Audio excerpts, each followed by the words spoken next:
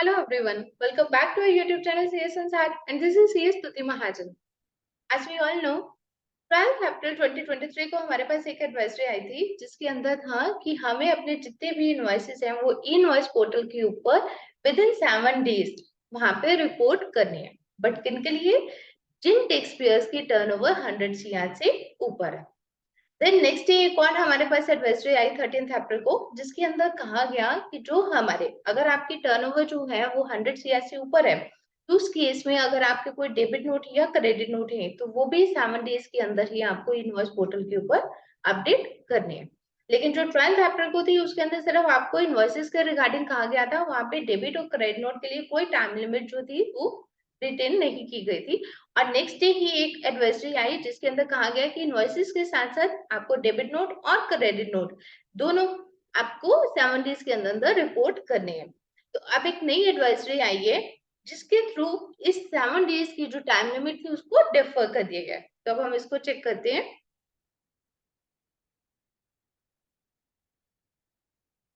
ये एडवाइजरी चाहिए हो तो आप यहाँ से ले सकते हैं। Deferment of implementation of time limit on reporting of old invoices. तो ये एडवाइजरी हमारे पास यही है।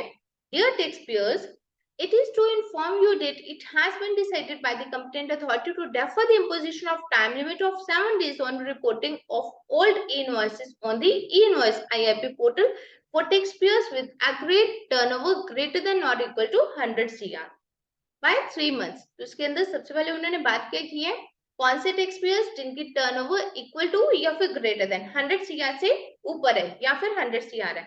100 सीआर के नीचे वालों के लिए तो वो एडवाइजरी एप्लीकेबल ही नहीं थी। ठीक है, तो अगर आपकी टर्नओवर जो है वो 100 सीआर है या फिर 100 सीआर से ऊपर है तो उन टैक्स पेयर्स के लिए क्या डिसीजन लिया गया, जो 7 डेज की टाइम लिमिट थी इनवॉइसिंग की उसको डेफर कर दिया गया by 3 months. In this regard, the link to the previously issued advisory dated 13th April 2023 may be referred at। उसको भी अभी हम यहाँ पे दिखा देते हैं। तो ये एडवाइजरी अपने पास आई है 6 मई 2023 को। ठीक है, 6 मई 2023 को उन्होंने ये वाली एडवाइजरी इशू की है जिसके अंदर उन्होंने क्या बोला है कि जो 7 डेज का टाइम पीरियड था इनवॉइसिंग के लिए उसको डेफर कर दिया गया बाय 3 मंथ्स।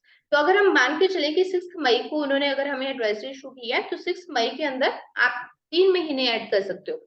तो मई के अंदर अगर हम 3 मंथ्स ऐड करते हैं तो डेट मीन्स क्या हो गया, 6 मई से जून जुलाई अगस्त।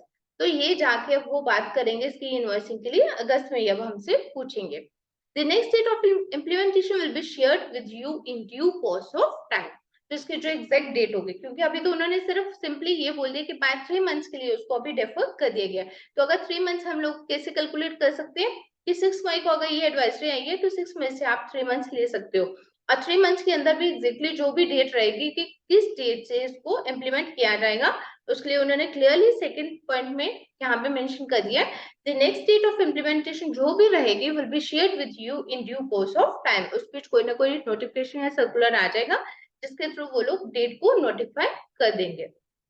अब ये देखो यहाँ पे उन्होंने उस एडवाइजरी को भी अटैच कर दिया है जो कि 13 अप्रैल वाले, जो अभी हम बात कर रहे थे। हमारे पास एक एडवाइजरी आई थी 12 अप्रैल को, एक आई थी 13 को।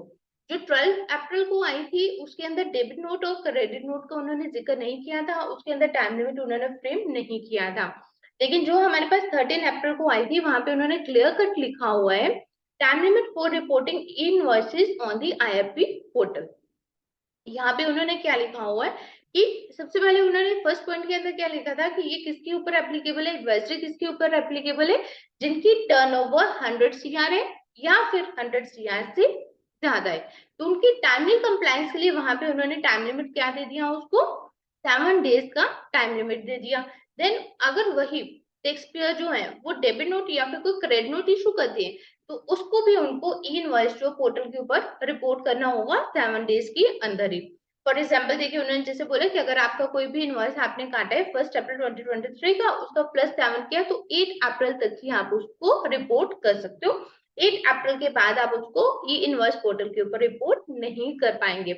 इन्होंने क्लेरिफाई कर दिया कि ये जो भी रिस्ट्रिक्शन लगा रहे हैं ये सिर्फ उनके लिए है जिनकी टर्नओवर 100 सीआर की इक्वल है या फिर 100 सीआर से ज्यादा है। अगर वो टैक्स पेयर्स की टर्नओवर 100 सीआर से कम है तो उनके लिए ये एडवाइजरी जो है वो एप्लीकेबल ही नहीं है। तो ये उन्होंने यहाँ पे बोल दिया था, सफिशिएंट टाइम दिया गया था, और इसको उन्होंने जो इम्प्लीमेंट करना था वो कब से करना था, 1 मई 2023 ऑनवर्ड्स। तो डेट मीन्स इंडस्ट्री से इनके पास, डिपार्टमेंट के पास अभी ये गए होंगे, बहुत सारी रिक्वेस्ट गई होंगी कि इतने शॉर्ट नोटिस के ऊपर जो 7 डेज का टाइम लिमिट वो इम्प्लीमेंट करने जा रहे हैं वो भी प्रैक्टिकली पॉसिबल नहीं है। जिसके लिए एक नई एडवाइजरी अपने पास आ गई, जिसके अंदर उन्होंने अभी के लिए क्या किया कि जो 7 डेज का टाइम लिमिट था इनवॉइसिंग पोर्टल के ऊपर रिपोर्ट करने का, उसको अभी उन्होंने डेफर कर दिया है कि 3 मंथ्स के लिए अभी डेफर कर दिया। तो 3 मंथ्स के लिए तो अभी वो नहीं आपसे पूछेंगे कि आपने उसका इनवॉइस बनाया या नहीं बनाया, मीन्स उसका टाइम लिमिट के अंदर अभी बनाया कि नहीं बनाया, 3 मंथ्स के लिए डेफर कर दिए। तो होप सो कि अगस्त के अंदर हमारे पास नोटिफिकेशन आ जाएगी, जब वो दोबारा से टाइम लिमिट हमें दे देंगे कि कब से ये चीज जो है एप्लीकेबल होने जा रही है।